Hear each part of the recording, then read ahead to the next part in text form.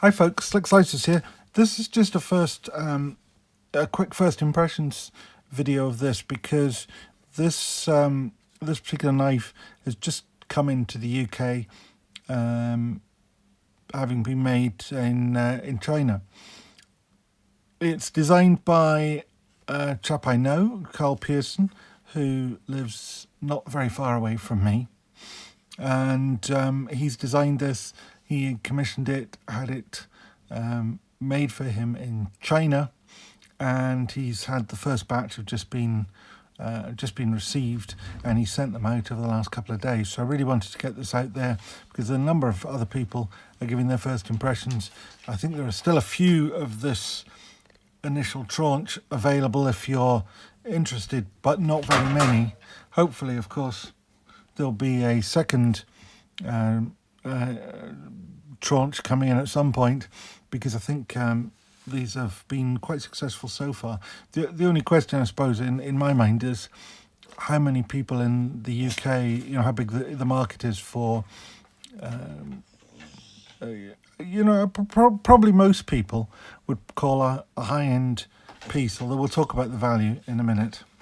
Comes in a plastic box, very much like those of Medford, the Medford use.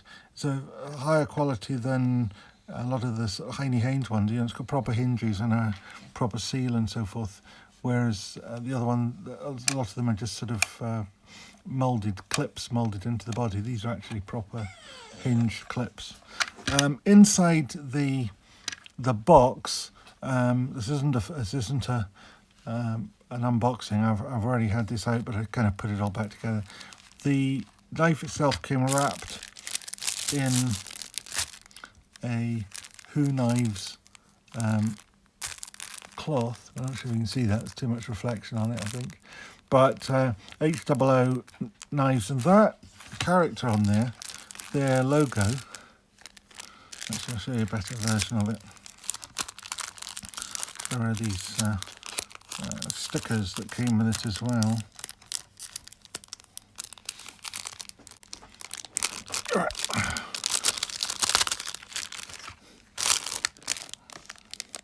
Not only knives I can't open plastic bags, you can see that. Anyway, oh, get off. This chap here on the logo, hopefully you can see that all right. I think that's the helmet from the Sutton Hoo Horde, which is quite well known in Britain. I don't know if it's known worldwide, but it was an Anglo-Saxon, well, I'm probably the wrong period, but I think Anglo-Saxon, probably warlord or whatever, that was buried under a mound, or who really means a mound, in the south of England, and it was discovered, I think, in the 60s. I've not looked up any of this. I'm doing this from memory, but the Horde, as it's known, is in the British Museum in London, and I believe that's the helmet from that. So there's 2 white stickers, 2 black stickers. Oh, they'll be going on my toolbox. Little thank you for your custom. There is his social media contact details: Instagram, Facebook, and YouTube. This may well end up on his link to his YouTube channel. Lifetime warranty, which is nice. Obviously, you break it, that's your problem. But if there's a fault in it, whenever, send it back. Lifetime warranty. And a specification card tells you at the bottom that mine is number 189 and it's signed by Carl. And on the other side it tells you the specification, which basically Bowler M390 steel, very high end, same as 20 CV. Blade finish satin, cutting edge 2.88 inches, double detent. We'll talk about that in a minute. Handle material grade 5 titanium, pocket clip. It's tip up only, but that's fine. Left or right hand carry, and very neatly done actually. and it's a titanium pocket clip. I have one slight reservation about that, but we'll come to that. Liner material, grade 5 titanium. That's basically for the springs. Production is the first production run, designer Carl Pearson. Now, let's just take this box out of the way. Seen that. Comes in a nice little baggie, like there's one microfiber bags with Who knives on it again, a bit like Benchmade or Boca do them as well, I think. Anyway, get some of that stuff out of the way, and here we have the main part of the business. Here we have the knife. Now, first thing, before I even open it up, you'll see on the spine here it says D Pearson, which is very reminiscent of Michael Vagnino does the same thing with his. Ray Laconico does that as well on the edge of the blade. That's particularly significant because that Vagnino zip slip is one of my very favourite UK EDC knives. So we might be doing some comparison there. As I say, we see the clip. We've got a little lanyard hole on the show side of the knife. Very, very clean. If it wasn't for my hand. You've got the pivot screw, and that's all there is to see on that side. On the reverse side, and obviously being a left-hander, this is the side that to me is the show side. You've got the 2 screws for the tail end. Now I'll be reversing the clip, so in a way that's great, but we do end up with the 2 screws showing on the show side when I've reversed it. I haven't done it yet. I don't want to knacker it before I've shown you all. I have a habit of slipping when I'm using a screwdriver because my hands don't work very well. So it's a nice clean titanium. You've got a lanyard loop. Looking at the back, we've got an integral back spacer. So the show side panel includes the back spacer. Now that's quite significant because these 2 screws here are just screwing into titanium, and I've often worried about that. If you look at this example here, this the sting, you've got those screws going through. They go through the back spacer, but they're only screwing into a piece of whatever that is, 3mm thick titanium. So you've only got 3mm of thread to pull out. If you over tighten it, I mean, don't over tighten it is the answer, but here you've got this whole depth all the way through, which is probably 5-6mm thick of titanium. I don't know how far into it those screws go, but you've a much more solid piece of titanium to screw into. So that's a very good thing. Well, that's the other thing. I have trouble with flicky knives. The Sting I've always praised for the fact that it's almost unfailable, even by me. This, I've only had it out of the box and I have flicked it, I think, 3 times. So this is flick number 4. Get that finger out of the way. My fingers are terrible for this sort of thing. Oh! And the first time it's failed to properly open. Here we are. I cannot flick knives for love nor money. It's just because my fingers just do not move quickly enough. So for the very fact that it opens at all is actually a testament to the quality of the design. Now you can flick it shut, and if you want to see somebody flick it shut, I suggest you go and look at UK legal EDC, Al's channel. He flicks it open and shut and open and shut and open and shut. I can't do that, but only because when I try to flick it shut, my fingers just crawl into the way, and I just can't avoid that. But it is quite stiff to shut, which is a good stiff to shut. It's maybe not quite like a proper slip joint. It's a double detent, but it's pretty good for a double detent. I mean, I remember the Kaiser pinch, which funnily enough I gave to Al because I hated it. You could just push it shut so easily that there was really nothing to keep it open, and there was nowhere to put your finger to sort of help you keep it open. This knife has a particular design feature which is really, really good actually, and that is that the flicker tab comes through the front and forms a sort of like a guard, which on the one hand it would stop you slipping your finger down the knife when you're cutting, but it also means that when the blade does start to shut, you've got to push that under your finger before the blade gets through to reach your finger, which is quite a nice little thing, because I don't like cutting my fingers with knives. Sometimes when you have a half stop, you press it like that, it fires into the half stop, and that bit fires in your finger and cuts you. This actually has this sort of, it acts not as a block but a decelerator, so it just stops it coming flying into you, but it's easy enough to shut.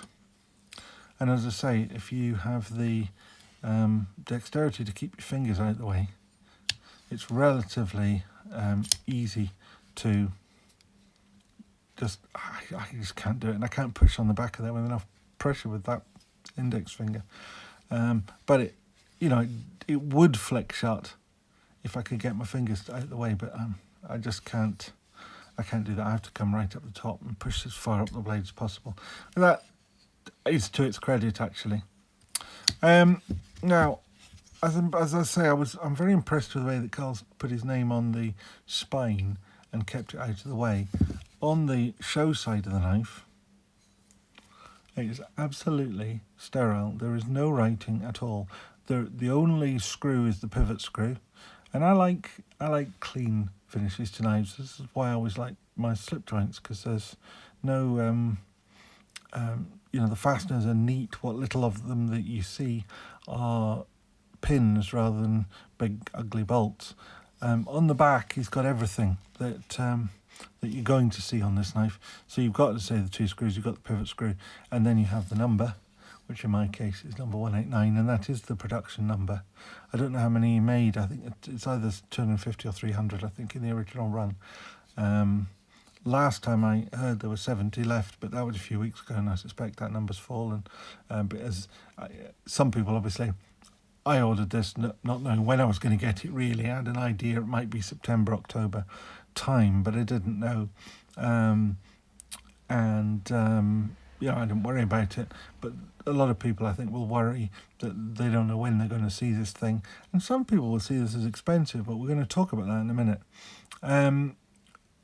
There's a little Sutton Hoo man again, and he's a trademark. So he's a registered trademark. It's got a little R to show it's a registered trademark. In terms of the blade, we've got, I would call it a drop point. You could easily call it a spear point, but it just looks more drop pointy than me. I'm pretty sure that this curve on the back is just a little bit greater than the curve of the edge. Now, talking of the edge is very sharp. I could get you a piece of paper and show you. It slices almost silently. There's other people have shown that. It's not really anything to worry about. In terms of the edge grind, most of it's pretty good. It's a wee bit just around here. It's not really desperately straight. And there's no sharpening trial now. In some ways, I quite like that, because when you're cutting, particularly if you're cutting up bits of cardboard or things, they can get stuck in that sharpening trial. Now, that does mean that over time, I suspect, this edge, where the sharpening trial would be, may become even more untidy than it is at the moment. And it is a little untidy, I have to say, in there. I'll just turn it over and have a look at the other side. This side is neater, much more even. It's not bad. I just feel it probably could be a little bit better. In a way to cheat and make this really neat would have been just to put a sharpening trial in there. If there was a sharpening trial in there, you just wouldn't have that issue. It just couldn't come up. And it is possible that a sharpening trial might be, much as I'm not a huge fan of them, but it might be the right answer. If you look at, it's the sting, because you've got the sharpening trial in here, it's very easy just to sharpen it straight to the edge and keep it nice and simple. Now, talking of the sting is, as probably most of you will know, is around the £600, $600 mark, and you'll know that it has M390, Bowler M390 steel. So does this. That doesn't say it on the blade, but it is on the little spec card that I showed you earlier. Now, I had a little look through my titanium knives, and I was going to say, what could I show that we could compare this with? And a couple of knives came out. The Sting is obvious, but that's way more expensive. You want a plain Jane quality titanium knife of the same sort of size. Your Chris Reeve Sebenza is right on in there now. Carl is a fan of the Sebenza, so that's possibly not a surprise. But this is a £350 plain titanium knife. This is a £105 plain titanium knife. So you'd say comparisons between the two would be unreasonable. I would say the only ways the Sebenza had a couple of things. I mean, it's obviously locking rather than double detent, and I prefer the fasteners on the Sebenza. They're just a bit bigger and beefier, which means you're less likely to do damage to them. But then, you know, I don't really take my knives to bits much, but that's a big jump up for relatively small improvements in the quality. And it's S35 in this case. They do have S45 VN now. This is S35 VN, and I would say M390 is a better steel. If you want another M390 knife, here we have the Benchmade Bug Out, the new one with the aluminium scales. This is M390, but this is roughly twice the price of that. Okay, you've got an axis lock in there, but you, instead of having titanium scales, we have aluminium. Okay, interesting. So where are we around the same price point? Well, I've got three titanium knives, sort of plain looking titanium knives. This isn't as plain as many. This is the Kaiser Zip Slip, Michael Vagnino design. As I say, again, we've got the name on the spine, which is a nice feature. We've got the titanium handles. This is a slip joint with a fancy backspring design, but this is S35 VN, not M390. And also in terms of price, this has crept up a bit. I think the zip slip is now above the £150 mark, £180 mark, something like that. Though I got this off UK Legal EDC, funnily enough. Around the same price point, I have this Kaiser, which is also a Chinese-made knife, as is the zip slip. This is titanium. This is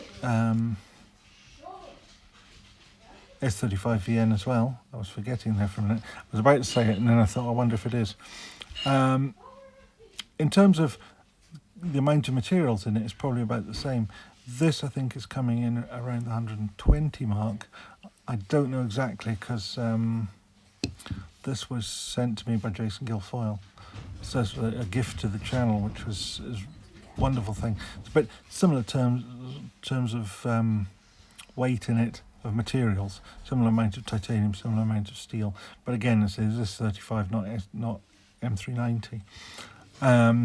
There's also a double detent knife, which is similar, of course, to the Who knife, although this has the extended tang, which uses as an opener and holds it open. Now, I like that, and particularly in the UK, flipper knives are not illegal in the UK, but there are interpretations of the paper that went behind the new, the latest iteration of the Offensive Weapons Act, and it was fairly clear in there that they don't like the idea of knives that flick open. Now, they didn't make them illegal, but I suspect there's only a matter of time before some judge decides to increase the case law in the UK and outlaw them. Final one I've got, which again is around the same price, is a true slip joint, designed again for UK knife law type situations, and this is the Quiet Carry, the West, which is actually about the same price, but you've half as much knife. Now, material costs are not necessarily everything in these things, but this is D2 and titanium, and costs a little more than the Who knife, and you're obviously getting a lot less for your money, and it is a true slip joint. But actually, I really rate this very highly. If you're not worried about corrosion resistance, I think D2 is actually a very good knife material. So, what don't I like about this knife? Well, I've mentioned the thing about the sharpening choil. The other thing that's slightly worrying is that I've only had this out the box a couple of times, and here, where the clip rubs just here on the body of the knife, there's already a mark developed. Now, I'm going to have to turn this over to left hand because only my left hand is my best hand, so I need to do that quickly before that's left too much of a mark. It's going to do it on the other side, but at least it'll be under the clip. What sort of slightly bothers me about that is that it's going to leave a mark on this side anyway, and should anybody buy one of these knives and then want to move it on, then there's going to be there's going to be a mark, so that if anybody switches it over one way or the other, there's always going to be left with that mark.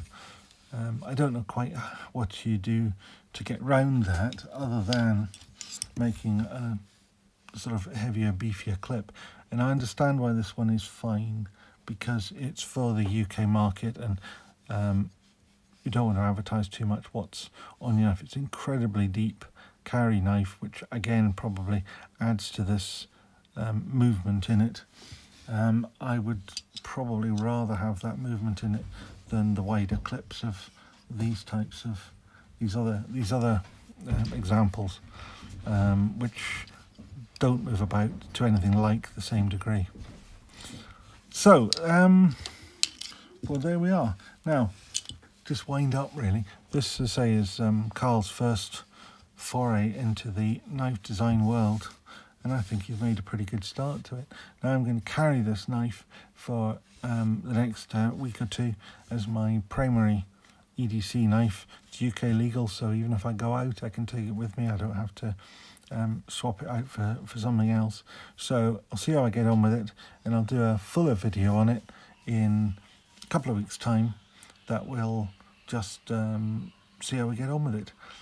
Certainly it's very sharp, so I can see it doing a cutting job, and then being M390, I expect that sharpness to stay for a reasonable while. We'll see how this I think it's a bead blasted finish. It's very similar actually to the Kaiser, which has stood up pretty well. I've been using this quite a lot. That's gained a few snail trails. I don't know if you can see them. But we'll see how that stands up to the world. It's like it's got some oil staining around here. We'll see. We'll just see how that works. We'll see how it works. Anyway, I'll be back to you with all of that as soon as I can. And in the meantime, if you like this stuff, give it a thumbs up. If you want to see how this pans out, remember to subscribe and ring the bell if you want to get notifications of new videos as and when they come up. The other one I'll be doing in the near future, obviously, is going to be doing this in the next few days, but I really wanted to get this out today so that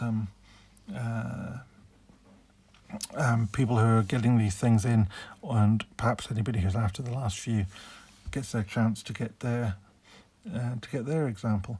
So thank you very much for watching. See you again next time. Bye.